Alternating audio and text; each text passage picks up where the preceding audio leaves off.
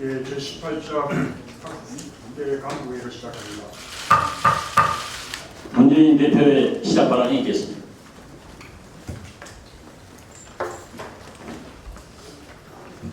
북한이 어제 또 도발을 했습니다. 한반도 평화를 붙이고 우리 국민의 생명을 위협하는 그런 도발은 그 어떤 이유로도 정당화될 수 없습니다. 우리 군과 국민이 결코 용서하지 않을 것입니다. 무력은 문제 해결의 방법이 아닙니다. 무력으로 얻을 수 있는 것은 없습니다. 무력의 결과는 민족의 공멸입니다. 북한은 당장 일체의 무력 도발을 중단해야 합니다. 우리 군 당국도 북한의 도발에 대해 단호히 대응하되 군사적 충돌이 더 이상 확산되지 않도록 상황을 냉정하게 관리해야 합니다. 북한의 추가 도발 가능성에 대해 철저하게 대비하고 안전과 주민들의 안전에 만전을 기울이시기 바랍니다. 어제 보도된 상황 중에 특히 주목할 것은 북한이 도발 후 김양근 노동당 공정부장 겸 대남지성의로 김관진 청와대 국가안보실장에게 서한을 보내 현 사태를 수습하고 관계 개선의 출로를 열기 위해 노력할 필요가 있다고 한 점입니다. 매우 이례적인 일으로 정부는 가볍게 넘기지 말고 북한의 진위를 확인할 필요가 있습니다. 우리 정부가 북한이 표명한 노력할 사유에 대한 대답으로 조건 없는 보이콧 촉을 북한에 제의할 것을 제안합니다.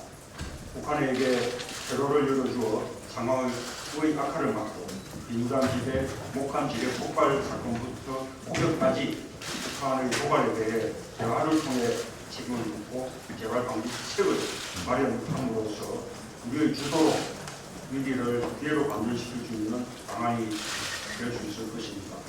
우리 정부는 남북 간의 직접 대화, 또 주변국을 활용한 대화 등 모든 대화의 가능성을 열어놓고 유연하게 대응할 것을 기원합니다.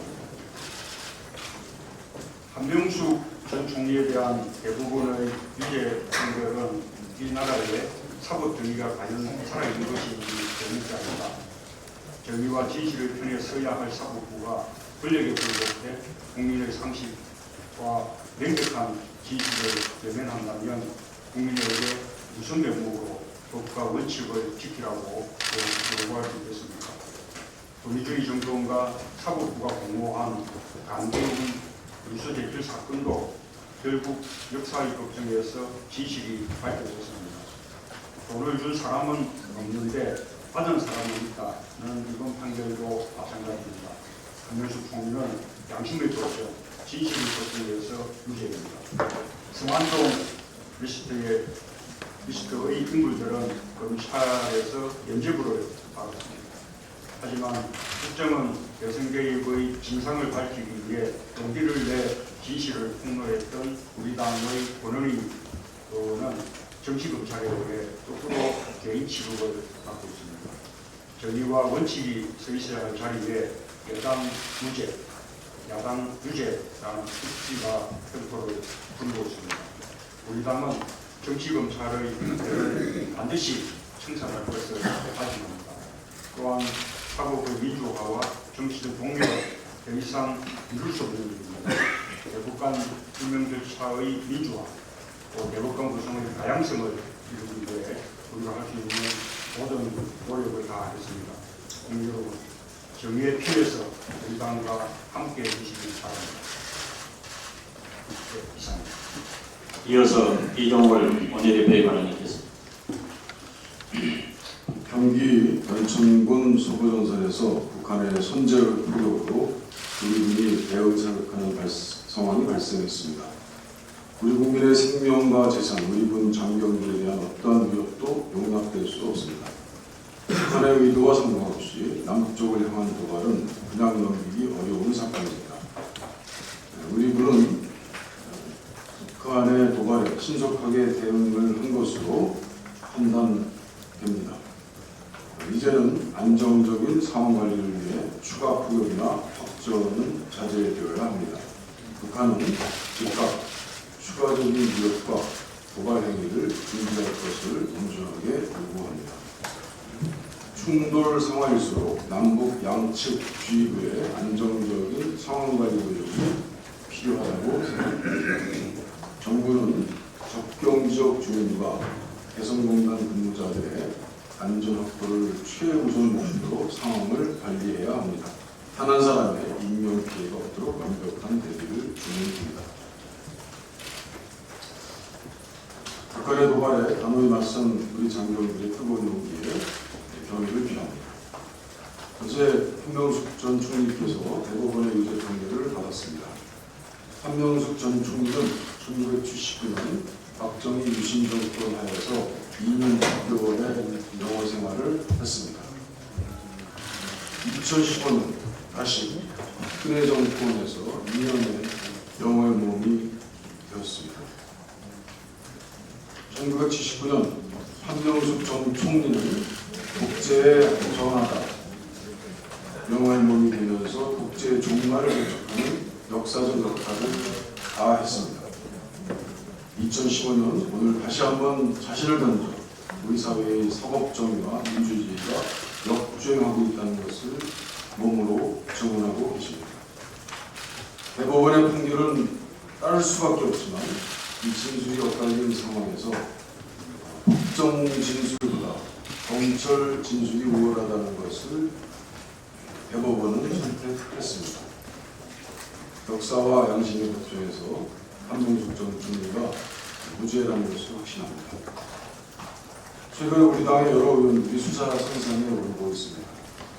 어느니 의원에 대한 기소 등 이 정부는 우려했던 것처럼 노골적인 신공안 탄압의 이빨을 드러내고 있습니다.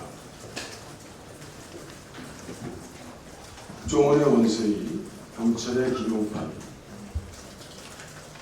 지난 검찰은 그래도 수사권을 가진 검찰로서 역할을 하려고 했었습니다.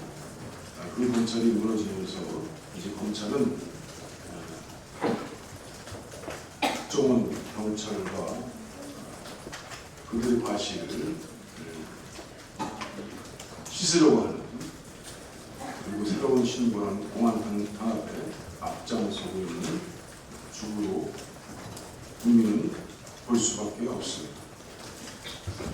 정치검찰은 정권의 의도를 충실하게 따르며 야당을 향해 편파적인 수사를 하고 있습니다.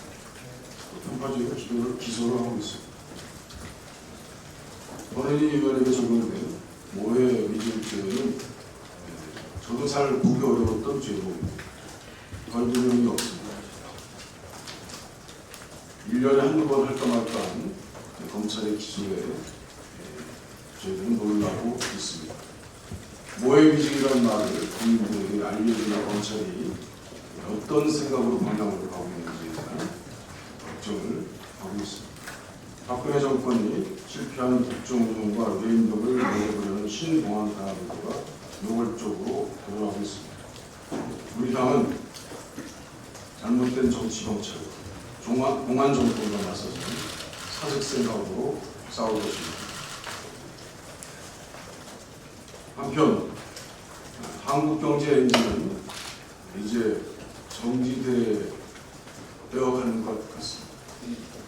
2분기 GDP 성장률이 0.3%에 그쳤습니다.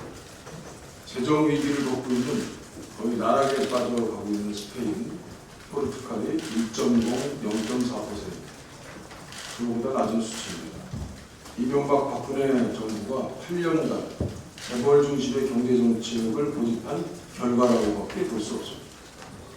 재벌들은 온갖 특혜를 누리면서 모든 경제 성과를 집어삼키고 있습니다. 법인세 감세 효과의 75%가 재벌 대기업에게 돌아갔습니다. 2009년부터 2013년까지. 지난해 30대 기업 전체 수익 41조의 81%를 삼성 현대차가 가져갔습니다. 청년 체감 실업률 23%, 가계부채 1,100조를 돌파한 이 경제와 상관없이 거대 재벌인 휘파람 경제를 부과하고 있습니다. 철진한 재벌 중심 경제에서 중소기업이 챔피언이 되는 경제로 전환해야 합니다.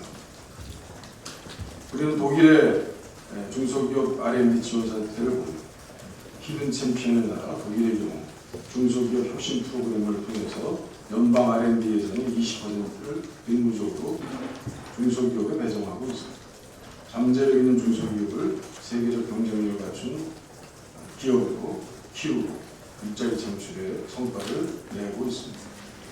해당 분야에서 시장 3위를 달리고 있는 강소기업 중에서 독일은 무려 1,300개가 넘습니다. 대기업과 중소기업의 조화를 이루는 라인 모델, 그런 독일을 유럽의 경제 강자로 이끌고 있습니다. 독일의 중소기업 기술 지원 하이테크 파크를 주목할 필요가 있습니다. 독일과 비교할 때 우리 현실은 정말 참담합니다. 효율성 지수는 독일의 절반이고 시장에서 1, 2, 3위를 다니는 강소기업은 독일의 60분의 1에 불과합니다. 영업이율도 절반 이하입니다. 청년 일자리 문제도 이제는 중소기업 육성에서 찾을 수밖에 없습니다. 알렉스 리프토크는 역사란 창작품은 거의 없고 모조품들로 가득 찬 파랑 같지 않은가라고 했습니다. 박근혜 정부의 경제정책은 새로운 경제 패러다임을 창작품은 보이지 않습니다. 지난 집권 3년 내내 대기업 재벌 성장 정책이라는 모조품만 가득했습니다. 남은 후반기도 모조품 경제정책이 될 것이라는 우려가 앞섭니다. 이제 재벌만 혜택을 보며 성장하는 기형적 경제정책을 바꿔야 합니다. 중소기업에 대한 R&D 예산 지원 강화와 또 중소기업과 재벌 대기업이 조화롭게 발전하는 민생 중심 경제 성장 기조로 전면 전환이 시급합니다. 새로운 경제 패러다임은 중소기업 육성에서 시작해야 합니다. 이상입니다. 이어서 이석현 국회의장의 발언이 있겠습니다.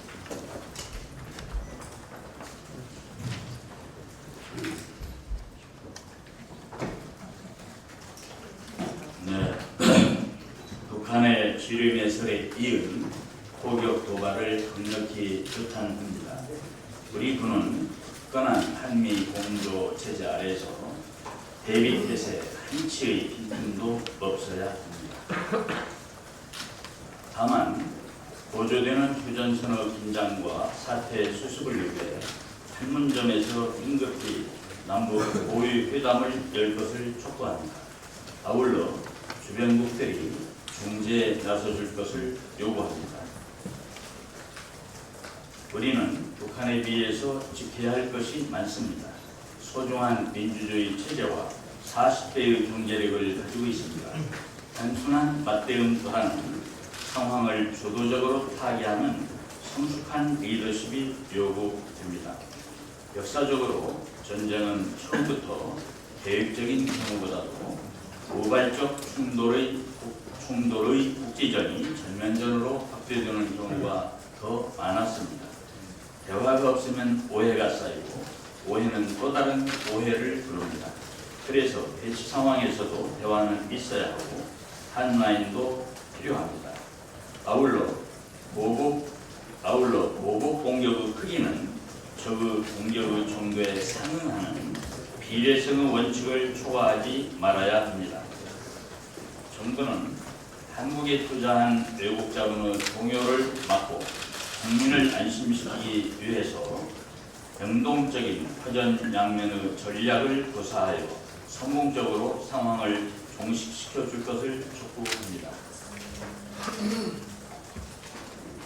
전승절 얘기를 하자면 군사적으로 한미동맹은 굳건히 하되 외교적으로 미중 사이에서 균형 외교가 필요합니다.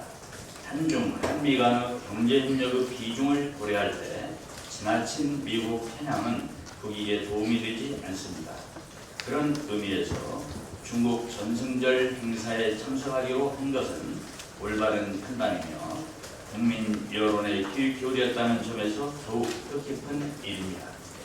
그런데 전승절 행사에 참가하면서도 열병식에는 참석 안 해야 한다는 주장이 있는 것은 유감스럽습니다. 이는 마치 생일잔치에 초청받은 사람이 잔치에는 가는데 음식은 먹지 않겠다는 말과도 같습니다. 열병식은 항일과 생전의 자부심을 표현하는 축제인데 여기에 참석을 안 하는 것은 외교적 결례를 범하는 것입니다. 대통령의 현명한 판단을 촉구합니다. 이상입니다. 이어서 호영식 제의원의 발언이 있겠습니다.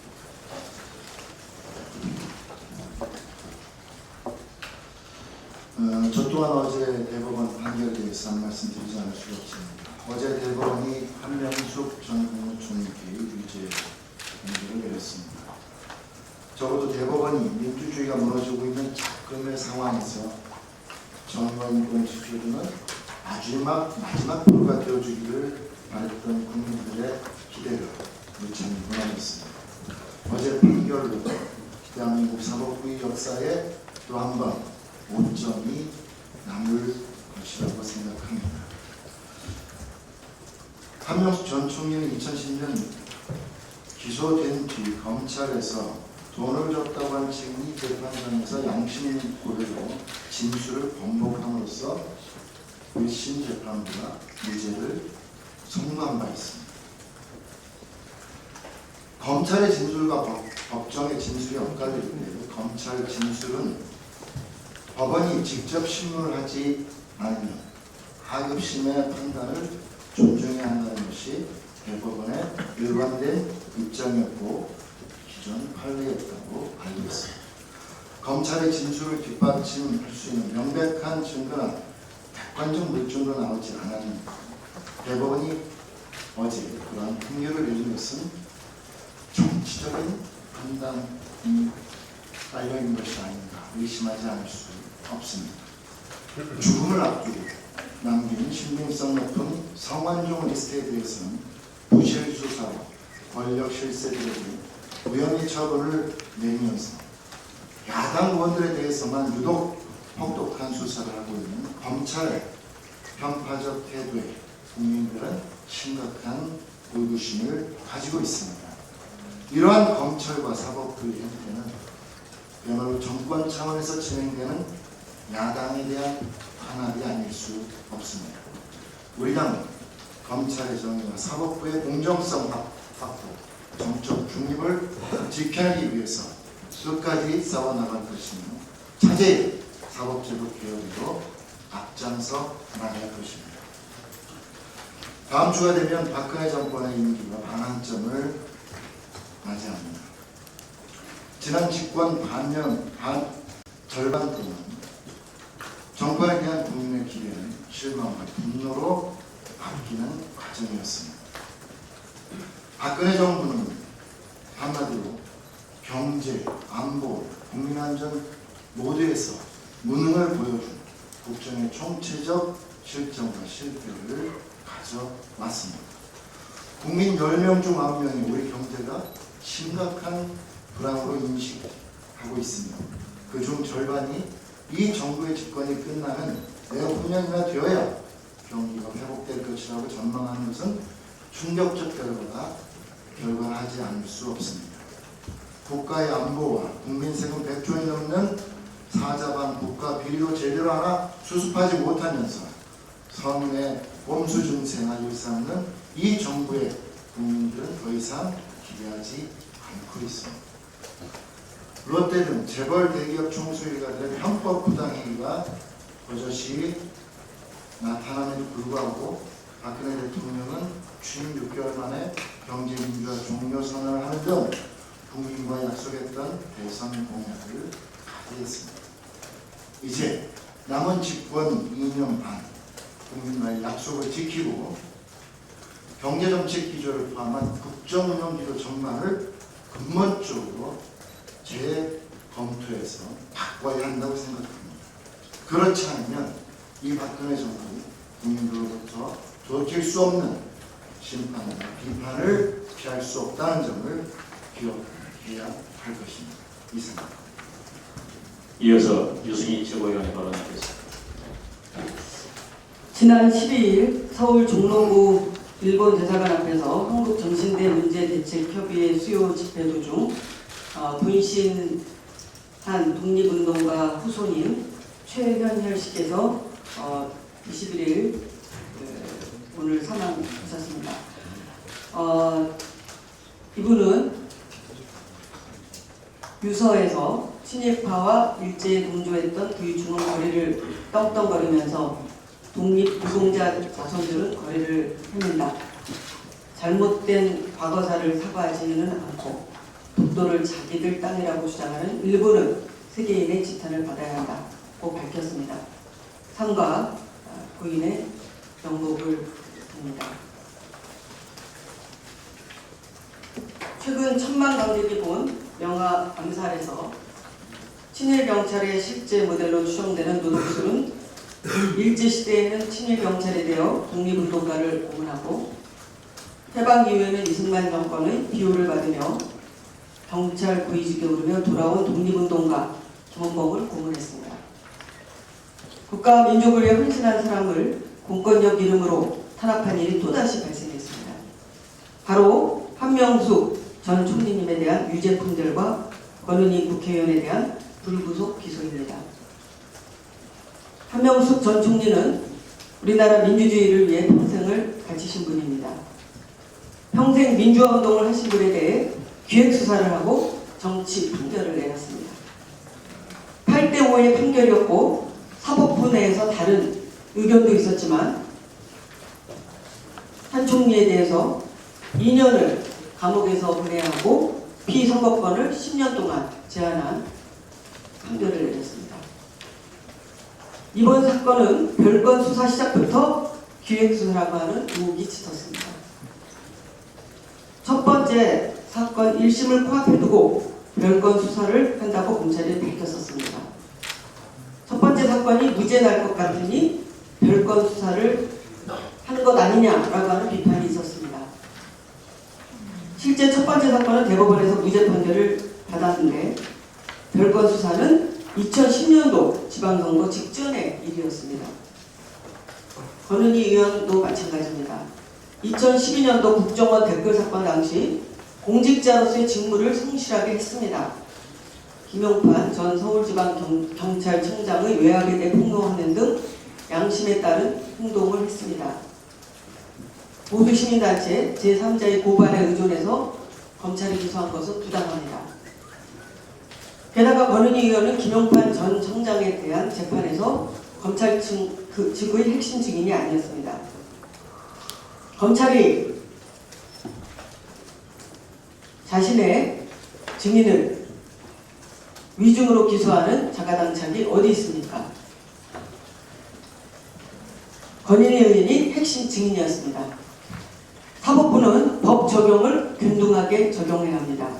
국민 모두가 진실을 알고 있는 성완종 리스트에 이름을 올린 친박 핵심 권력자에 대해서는 비켜가면서 제대로 조사도 하지 않은 채로 무혐의 처리했습니다. 더 이상 정치 검찰의 추악한 행태 그리고 법원의 정치적인 판결 바로잡고 사법 정의가 이렇게 땅바닥에 떨어지는 일이 더 이상 되풀이돼서는 안 되겠습니다. 어제 북한군이 두 차례에 걸쳐 화력 도발을 했습니다. 북한 도발이 있으면 교본에는 대응 사격은 15분 이내에 해야 되는 것으로 되어 있습니다. 그런데 1시간 20분 이후에 대응한 것, 이것은 안보 지휘 체계의 혼선이 있었던 것 아닙니까? 안보 평화에는 여야가 없고 안보는 굳건해야 합니다.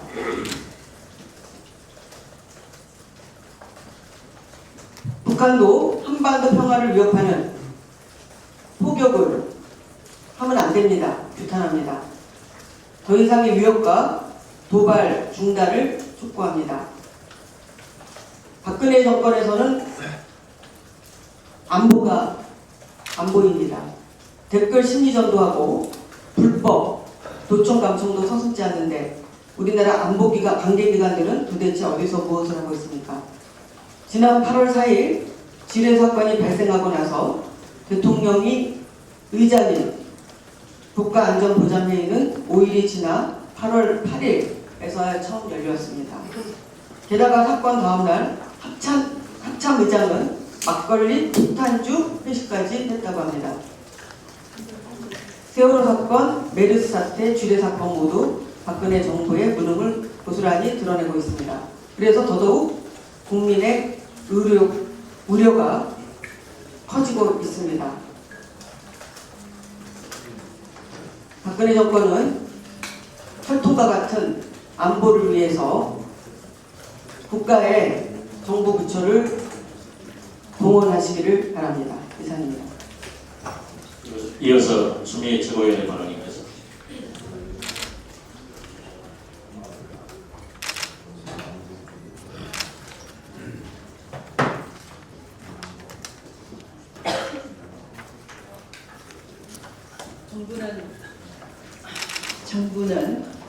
정부와 청와대는 노동계를 압박하면서 임금 피크제로 청년 일자리가 그저 생길 것처럼 국민에게 선전활동을 하고 있습니다. 그러나 이것은 아직 인생 숙제를 미처 못 마친 중고령 노동자, 베이비 부모들에게 여태까지 잘 먹고 잘 살았으니까 산 정상에 올랐으니까 내려갈 때가 됐다. 배부르게 먹었으니까 이제 그만 먹어라 하는 것입니다. 임금을 피크까지 올리겠다가 아니라 이제 많이 드셨으니까 그만 드시라 하는 밥그릇 빼앗기입니다. 그야말로 그들에게 공황장애를 불러일으킬 만큼 사회 경제적 문제를 초래할 수 있는 그런 일을 서슴지 않고 벌이고 있습니다. 청년 일자리와 경제 위기 극복을 위한 노동 정의를 살려내기 위한 우리 특별위원회가 어제 이름을 지었습니다. 홍보위원장이신 손혜원 위원장님이 노동민주화 특별위원회가 어떠냐 하는 좋은 제안을 해주셔서 우리 위원님들이 모여서 그 안을 기본으로 해서 경제정의 노동민주화 특별위원회라고 명명을 했습니다. 경제정의를 살려내고 사회적 대화를 통한 노동 문화 개선을 통해서 모든 세대에게 꿈과 희망을 드리면서 국민으로 대접받는 그런 사회를 열겠다 하는 것이 경제정의 노동민주화 특별위원회의 과제가 될 것입니다. 안보는 잘 관리해서 결과로 국민을 안심시키는 것이지 결코 허세를 부리는 것이 되어서는 안 되는 것입니다. 좀 전에 국방부의 이 DMZ 북한 도발에 대한 상황 보고를 들었습니다. 알려진 대로 3시 53분에 1발이 탐지가 됐고 4시 12분에 3발의 포연이 탐지됐다고 했습니다. 그것은 군사 분계선에서 710m 떨어진 곳이라고 합니다. 그런데 약 1시간 지난 5시 4분에 우리 군은 현장 지휘관의 판단으로 군사 분계선 500m 북쪽 지점에 29발의 포탄을 쏘았다고 했습니다. 그런데 우리 군이 1시간 대응하는 동안 현장 지휘관의 단순한 판단인 것인지 아니면 청와대의 정치적 판단인 것인지 분명하지가 않습니다. 왜냐하면 그 사이에 4시 48분 우리 군이 대응포를 쏘기 전 김양근 통전부장이 관계 개선 출로를 모색할 수 있다라는 통지문을 보냈었고 또 뒤이어서 4시 56분 인민군 총참모부가 박성장치를 중단할 것을 중단해달라는 내용의 통지문을 보냈습니다.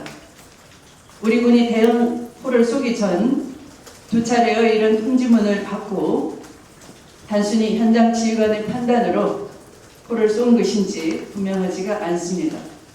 여기서 하나 주의해야 될 것은 우선 북한이 더 이상의 도발을 중단해야 될 것이지만 우리도 제대로 상황을 잘 읽어야 될 것입니다.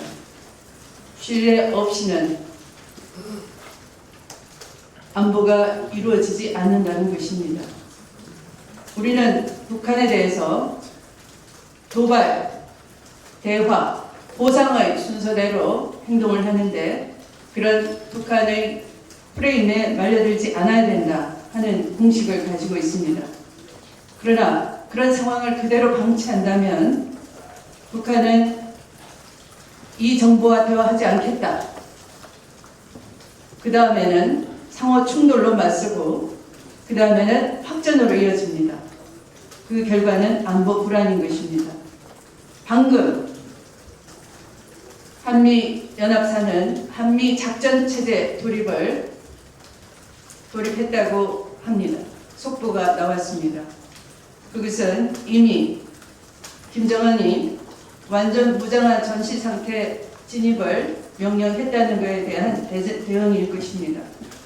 이렇게 확전으로 안보 불안으로 치닫는 것이 우리 군의 목표도 아니고 정치권의 목표도 아닐 것입니다. 우리가 대응은 제대로 하면서도 과잉 대응이 되지 않으면서 북한을 안보에 대해서는 제대로 응징하면서도 군 안보뿐만 아니라 국민 안보 불안을 해소할 수 있는 그런 정치적 목표도 달성되기 위해서는 군과 청와대가 좀 더 정확한 정보 속에서 정확하고 섬세한 판단을 내려야 될 것 같습니다. 그 판단이 좀 그치지 않았나라는 우려가 드는 것입니다.